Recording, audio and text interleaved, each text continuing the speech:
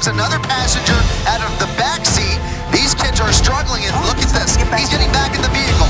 Another one back in the vehicle, and finally, CHP in the pursuit now, right behind. Is that CHP or Sheriff's? Yeah, CHP right behind him here. We're going to forget about that one passenger, but we now know of the driver and at least one other passenger.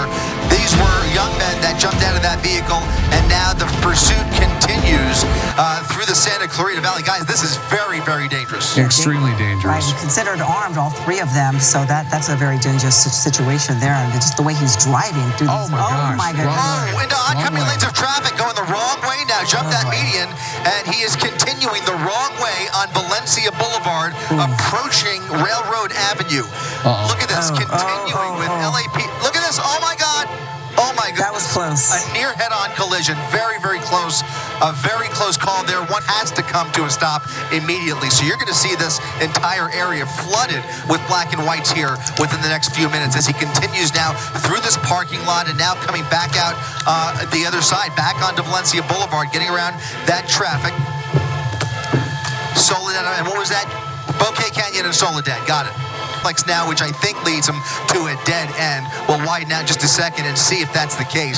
You can see LAPD with their airship overhead, California Highway Patrol on the ground down there, now face to face with this CHP officer. He's going for a run. They're both jumping out. Driver and passenger jumping out of the vehicle, running through this apartment complex. Unfortunately, only that one officer that we saw here. Not sure if they're familiar with this complex, if they live in this area, no idea. But in any event, they're running through here on private property, waiting for more deputies to arrive on scene. I'm not sure that one CHP cruiser is going to be able to catch up with them here, but they are continuing to race through these condos here in Santa Clarita. We'll see where this takes them.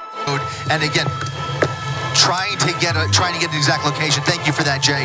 Yeah, they're moving towards this pool area. It looks like a pretty big apartment complex. They're on the rear side of it now, just looking for a spot to hide out. Unfortunately, I cannot tell you the name of this side street that they're coming up on. Actually, looks like more of a bike path potentially behind the apartment complex. There's people there. There's folks there.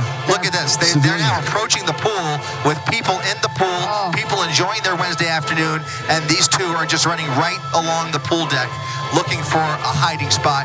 We have to remind you, these two are believed to be armed. As they run through here, they're believed to be armed Grand Theft Auto suspects that now pose a danger to this community, but apparently they see law enforcement within their line of sight here. There's the officers with their guns drawn, approaching the suspects. Thankfully, appears they're finally giving up. One LAPD, one LA County Sheriff deputy, both approaching these suspects with guns drawn. They immediately drop to the ground. That's the good news. The people in the pool, there was looked like a little girl getting a swimming lesson out there.